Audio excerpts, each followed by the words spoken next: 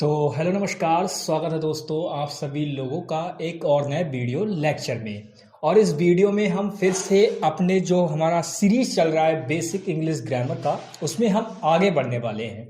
देखिए, सबसे पहले अगर हम बात करें तो जो पिछली वीडियो थी उसमें हमने आपको बताया था कि जो एक वर्ड होता है यानी कि एक शब्द, वो जो उसका विभाजन होता है यानी कि जो उसके प्रकार होते हैं वो कितने प्रकार का हो सकता है, एक शब्द कितने प्रकार का हो सकता है, ये भी हमने आपको उस दिन वीडियो में बताया था।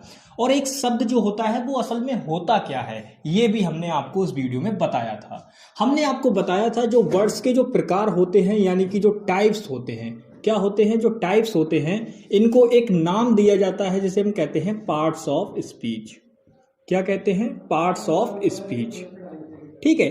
उसके बाद एक छोटी सी बात हमने और बताई थी आपको। क्या बताया थी? हमने बताया था आपको कि जो पार्ट्स ऑफ स्पीच होते हैं इनको याद रखने का भी तरीका बताया था। हमने कहा था कि लोग 10 भी कहते हैं, ठीक है, तो 10 क्यों कहते हैं, 9 क्यों कहते हैं, ये बात भी हम आपको क्लियर कर देंगे। लेकिन आपको ये बात याद रखनी है कि भैया जो पार्ट ऑफ स्पीच होते हैं ये 9 होते हैं। अब कैसे 9 होते हैं ये बात आप याद रख लीजिएगा। जो पार्ट ऑफ स्पीच होते हैं ये 9 ऐसे होते हैं कि भाई आपको याद कैसे रखना है इसको। नवरात्रि में कितने दिन होते हैं, तो आप कहेंगे 9 दिन होते हैं। तो यहीं से आपको याद रखना है कि कितने पार्ट ऑफ स्पीच होते हैं, टोटल 9 होते हैं। ठीक है। अब बात ऐसी है, पार्ट ऑफ स्पीच होने को तो 10वां भी होता है, तो वो मैं पढ़ाऊंगा जरूर आपको। लेकिन जब भी आपसे कोई पूछे कि पार्ट ऑफ स्पीच कितने होते हैं, असल मायने में कितने पार्ट ऑफ स्पीच होते हैं, तो वो आपको 9 ही बताने हैं। ठीक है। चलिए अब बात कर लेते हैं वो कौन से 9 पार्ट ऑफ स्पीच हैं हमारे, उनकी हम बात कर लेते हैं। 9 पार्ट ऑफ स्पीच, तो ठीक है, सबसे पहले समझिए।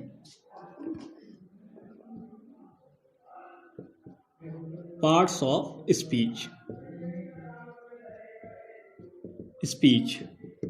बात करते हैं 9 के 9 पार्ट ऑफ स्पीच कौन से हैं, और उसके बाद हम बात करेंगे जो 10वां पार्ट ऑफ स्पीच है उसको हमने शामिल क्यों नहीं किया है, मतलब वो 10वां है कौन सा और उसको शामिल क्यों नहीं किया जाता है। ठीक है।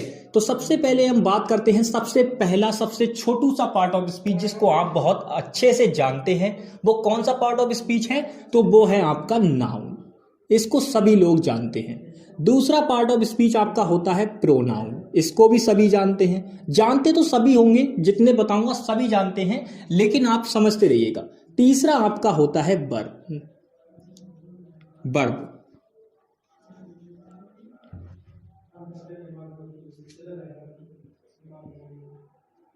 ठीक है। चौथा होता है आपका एडवर्ब। पांचवा होता है आपका एडजेक्टिव। एडजेक्टिव, ठीक है। छठा होता है आपका प्रेपोजिशन, ठीक है। सातवां होता है आपका आर्टिकल, ठीक है। आठवां आपका होता है, 7 हो गए। आठवां आपका होता है कंजंक्शन, ठीक है। 9वां आपका होता है इंटरजेक्शन। तो कुल मिलाकर ये आपके पार्ट ऑफ स्पीच होते हैं। अब इसके अंदर हमने किस किस को इंक्लूड किया है? इसके अंदर हमने कहा है कि नाउन होता है आपका, प्रोनाउन होता है, वर्ब होती है, एडवर्ब भी होती है, ठीक है। उसके बाद एडपोजिशंस भी होते हैं, आर्टिकल भी इंक्लूड किया जाता है, और आपके कंजंक्शन भी होते हैं, और आपके इंटरजेक्शन भी होते हैं। ये आपके जो है वो क्या है, सभी के सभी आपके पार्ट ऑफ स्पीच होते हैं। अब बात करते हैं कि सर वो 10वां कौन सा है जो हमें कंफ्यूज करता है, तो वो है आपका जो 10वां है वो है आपका डेटरमिनर।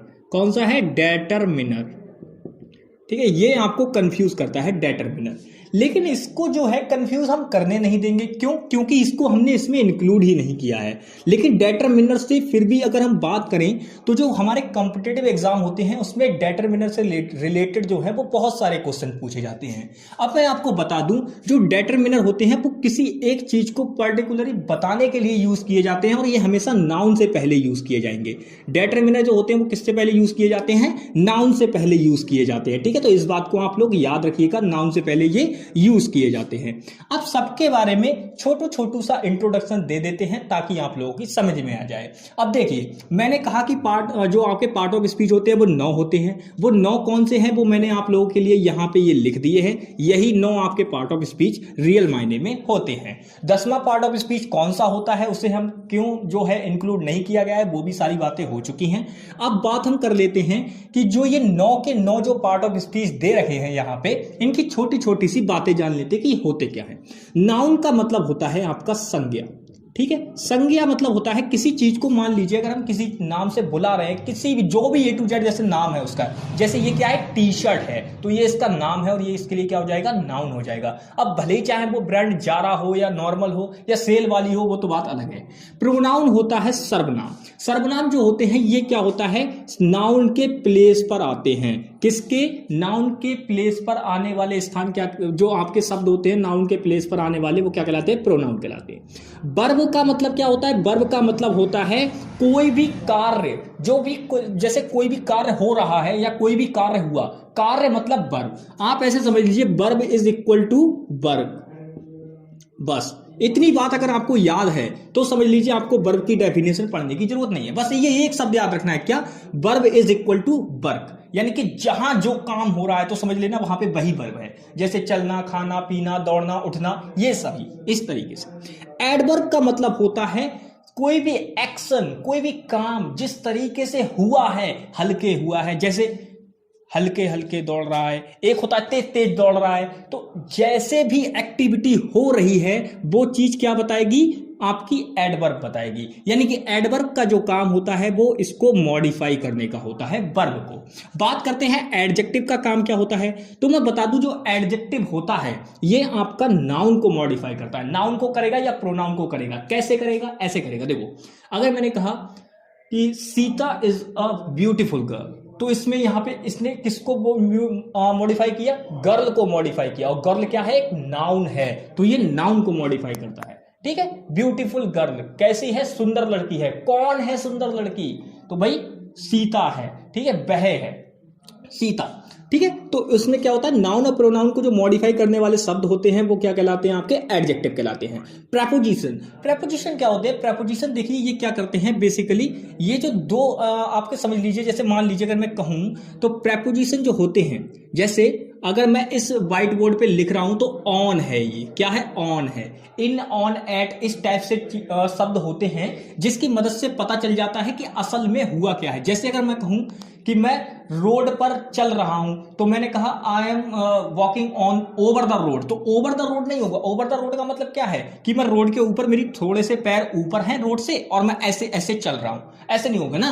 तो मतलब प्रेपोजिशन जो होते हैं वो सही सेंटेंस का सेंस देने में जो है यूजफुल रहते हैं, तो ये आपके प्रेपोजिशन हो गए। बात करते हैं आर्टिकल। आर्टिकल जो होते हैं ये आपके मात्र 2 ही होते हैं, एक तो डेफिनेट आर्टिकल होता है और एक इनडेफिनेट आर्टिकल होता है। ये आपका ऐसे समझ लीजिए क्वांटिटी बताने के लिए पता चल जाते हैं, मतलब इससे सेंस पता चल जाता है कि कोई भी चीज डेफिनेट है या इनडेफिनेट है। अगर डेफिनेट होगी तो डेफिनेटली उसके साथ एक ही आर्टिकल लगेगा, क्योंकि द, जो कि आपका डेफिनेट आर्टिकल होता है। और इनडेफिनेट आर्टिकल आपके 2 होते हैं, ए और एन। अब बात करें तो ए और एन जो है वो सिंगुलर के सेंस में आते हैं और द आपका प्लूरल के साथ भी यूज हो जाता है, ठीक है, द आपका प्लूरल के साथ में भी यूज हो जाता है, ठीक है। ये बातें आपको याद रखनी है। अब बात करते हैं कंजंक्शन। कंजंक्शन जो होते हैं ये हमेशा, एक छोटी सी बात मैं बता रहा हूं, छोटा छोटा इंट्रो दे रहा हूं आज की वीडियो में, याद रखना। कंजंक्शन जो होते हैं इनको बोलते हैं संयोजक शब्द, ठीक है। कैसे शब्द बोलते हैं, संयोजक शब्द होते हैं। अब ये जो संयोजक शब्द होते हैं इनका काम होता है क्लाउज, ठीक है, क्लाउज यानी कि उपवाक्य, ठीक है, और आपके सेंटेंस यानी कि वाक्य। कोई भी A to Z क्लाउज या सेंटेंस, मतलब क्लाउज क्लाउज को भी जोड़ सकते हैं या क्लाउज और सेंटेंस को भी जोड़ सकते हैं, ठीक है। यानी कि कहने का मतलब जो कंजंक्शन होते हैं वो बेसिकली 2 सेंटेंसेस को जोड़ने का काम करते हैं। जो कंजंक्शन होते हैं यानी कि संयोजक शब्द होते हैं वो बेसिकली 2 सेंटेंसेस या फिर 2 क्लाउज को जोड़ने का काम करते हैं, तो वो क्या कहलाते हैं, आपके कंजंक्शन कहलाते हैं। जैसे आपने देखा होगा, बट देखा होगा, आपने एंड भी देखा होगा, आपने सो भी देखा होगा, आपने येट भी देखा होगा, आपने अल्दो भी देखा होगा। ये सब क्या है? कंजंक्शन है। इंटरजेक्शन ये चीज जो है ये इतनी ज्यादा मायने नहीं रखती है क्योंकि इससे ज्यादा कुछ भी पूछा नहीं जाता है, लेकिन फिर भी जो इंटरजेक्शन है इसको इंक्लूड इसलिए किया गया है क्योंकि ये पार्ट ऑफ स्पीच के अंदर रहता ही रहता है। ठीक है, डिटरमिनर के बारे में मैंने आपको पहले ही बता दिया था। तो बस ये मुझे आपका पार्ट ऑफ स्पीच का आज का वीडियो में जो था मुझे इंट्रो करना था, जो मैंने आपको सामने कर दिया है। ठीक है, अब जो है नेक्स्ट वीडियो जो आएगी उसमें हम इसे पकड़ेंगे, नाउन को। अब नाउन को हम इस तरीके से पढ़ने वाले हैं, नाउन को इस तरीके से पढ़ेंगे, चाहे आप पियोन से लेकर कलेक्टर तक के एग्जाम में बैठ जाएंगे, अगर नाउन से जुड़ा क्वेश्चन आ जाए तो आपसे नहीं बचेगा, ये गारंटी है। इस तरीके से आप पढ़ेंगे इसको। ठीक है, यानी कि अगर कोई छोटे से छोटी बात होगी तो वो भी आपको बताऊंगा, और बड़ी बातें तो मुझे बतानी ही बतानी है आपको।